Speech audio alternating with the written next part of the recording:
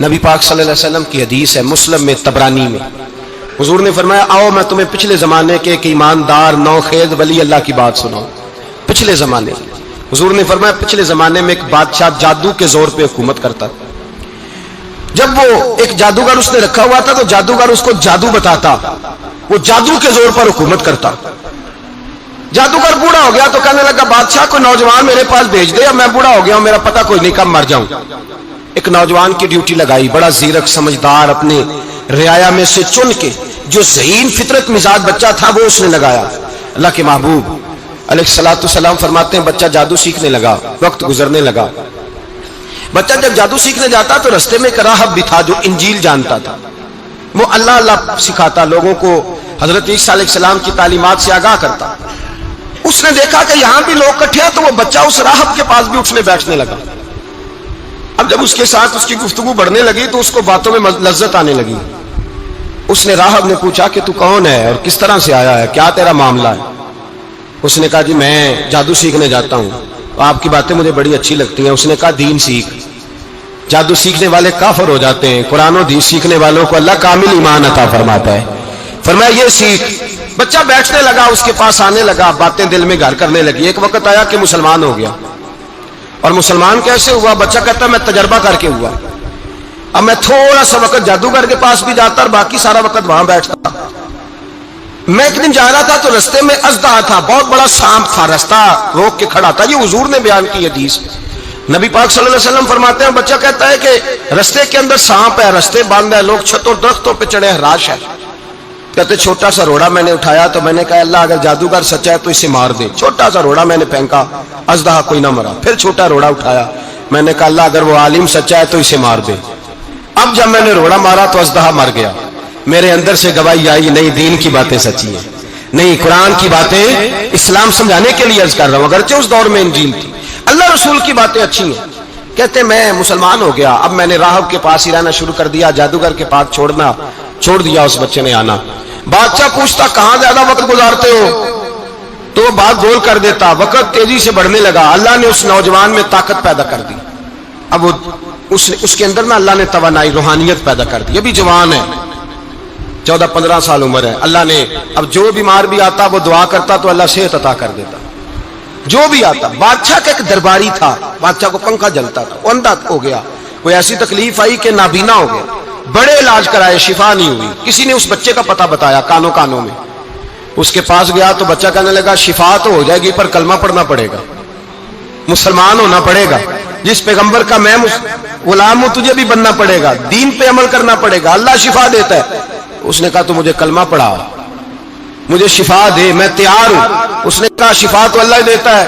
اس نے اللہ تبارک و تعالیٰ کا ذکر کر کے دعا مانگی، یہ مسلم شریف میں حدیث ہے، طبرانی میں موجود ہے۔ اللہ نے اسے شفا دی، اس نے کلمہ پڑھنا شروع کر دیا۔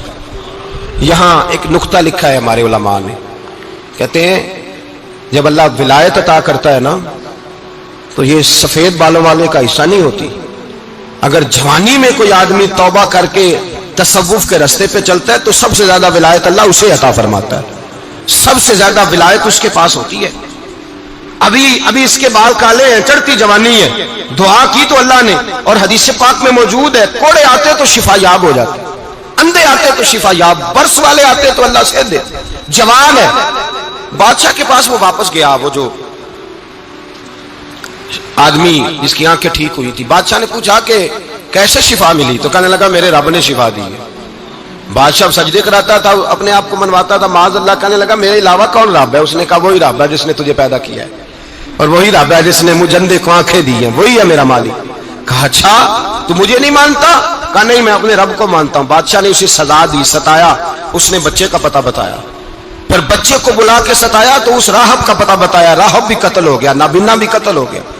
بادشاہ نے کہا سپاہیوں سے اس بچے کو لے جاؤ اور پہاڑ کی چوٹی پہ جا کے نیچے پھینکو تاکہ مر جائے۔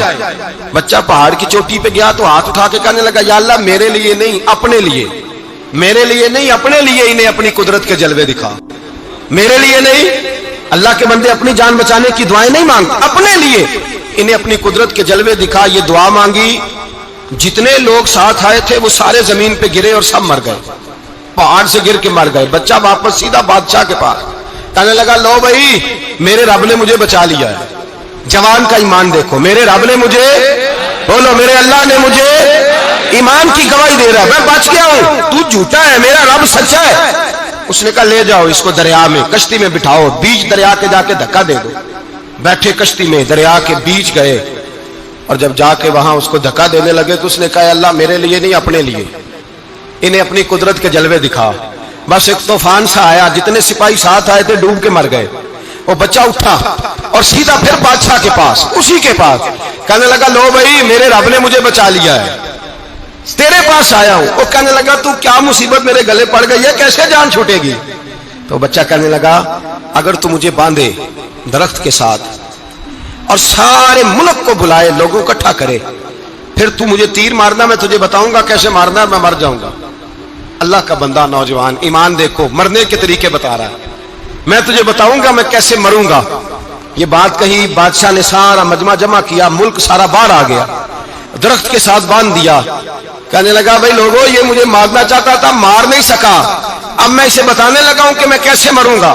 اسے کہو جب تیر مارے تو ساتھ میرے رب کا نام بھی لے, میں اپنے رب کے نام پہ جان دوں گا, ایمان کی پختگی میں اللہ کے نام پر جان دوں گا. اسے کہو رب کے نام پہ مارے, مر جاؤں گا. بادشاہ نے اللہ کہہ کے تیر مارا, پیشانی میں لگا, بچے کی روح پرواز کر گئی, جتنا مجمع کھڑا تھا سارا کلمہ پڑھ کے مسلمان ہو گئے, سارے مسلمان ہو گئے سارے. میرے رسول پاک سید عالم صلی اللہ علیہ وسلم نے نوجوانوں کو بتایا جب تمہارے اندر ایمان کی قوت آئے گی تو اللہ تمہاری مدد کرے. فرمایا وہ نوخیز ولی تھا, ابھی جوان رانا تھا, ابھی اس کی پیشانی پر جوانی کے آثار تھے, لیکن اس نے اللہ کو راضی کیا, رب کریم کو راضی. ولایت کا مطلب بڑھاپا نہیں, ولایت کا مطلب وہ نہیں کہ جب بڑا لمبا وقت گزر جائے تو پھر آدمی آئے کہ نہیں اب کیا کرنا ہے, اب مسجد ہی ہے, اب تو اس کے علاوہ گزارا ہی کوئی نہیں. تو اس وقت کا آنا اللہ کی بارگاہ میں قبول تو ہے, لیکن شاباشی اسی کو ملتی ہے جو جوانی کے وقت آئے, جو عین اس وقت آئے جو وقت میرے رسول پاک علیہ السلام کے غلام عبداللہ ابن عمر, حضرت عبداللہ ابن عمر رضی اللہ تعالیٰ عنہ فرماتے ہیں کہ میں نکلا, مجھے سفر کے لیے جانا تھا, تو تھوڑی سی کھجوریں, تھوڑا سا سرکہ, ایک شہد کی بوتل, چیزیں میں نے سفر کے لیے ساتھ رکھ لی. میں جب مدینے سے باہر صحرا میں نکلا نا تو رمضان نہیں تھا, غیر رمضان تھا. میں نے ایک نوجوان کو دیکھا بکریاں چرا رہا ہے, بکریاں چرا رہا ہے. اے جوان, آپ فرماتے ہیں اس کا چہرہ بڑا نورانیت والا, گرد پڑی ہوئی پر بڑا حسین. فرماتے ہیں میں نے اس کو کہا کہ آ جاؤ کھانا کھا لو, روزے بھی نہیں تھے. کہنے لگا نہیں میں نے روزہ رکھا ہوا ہے. فرماتے ہیں میں نے کہا پتہ کروں کہ نیرا نیک ہی ہے کہ پرہیزگار بھی ہے. نیک وہ ہوتا ہے جو نماز پڑھے روزہ رکھے, پرہیزگار وہ ہوتا ہے جو گناہ سے بچے, وہ پرہیزگار ہوتا ہے. کہا پتہ کروں پرہیزگار بھی ہے کہ نہیں. کہتے میں قریب گیا تو میں نے جا کے اس کو کہا بھائی تیری بکریاں بڑی پیاری ہیں, میرا دل کرتا ہے کہ بکری مجھے دے دو. کہتے وہ جوان, غربت بھی, پریشانی بھی, پر دامان توکل کی یہ خوبی ہے کہ اس پر پابند لگے ہوتے ہیں, دھبے نہیں ہوتے. غربت ہے, کہا جناب ایک بکری دے دو. آنے لگا جناب بکریاں میری نہیں, بکریوں کا مالک کوئی اور ہے. کہتے میں نے آزمانے کے لیے کہا کہ بکریوں کے مالک کو کہنا ایک بکری بھیڑیا لے گیا ہے, کہہ دینا بھیڑیا لے گیا ہے. تو کہتے اس نے میری طرف دیکھا, گرد سے اس کے بال لٹے ہوئے, آنکھوں میں روشنی, چہرے پہ اطمینان, لب و لہجے میں ایمان کی طاقت. نوجوان کہنے لگا حضور بکریوں کے مالک کو تو کہہ دوں گا بھیڑیا لے گیا ہے, جب عرش کا مالک پوچھے گا تو کیا جواب دوں گا, اللہ کو کیا جواب دوں گا. کہتے ہیں میں کانپنے لگا اس کی بات سن کے, واپس آیا, جو کام نکلا تھا وہ چھوڑا, واپس لوٹ آیا. میں نے پتا کیا کس کا غلام ہے, پتا چلا فلاں آدمی کا ہے. کہتے میں نے پہلے غلام خریدا, پھر پتا کیا تیرے پاس بکریاں کتنی ہیں, اس نے کہا 400. کہتے میں نے مالک سے ساری بکریاں خریدی, پھر غلام کو بلایا, پھر وہ بکریاں تحفے میں دی, تحفے میں. کہنے لگا حضور یہ سارا کچھ مجھے کیسے ملا. میں نے کہا تیرا ایمان بڑا پختہ تھا تو میرے رب نے تجھے انعام عطا فرمایا ہے.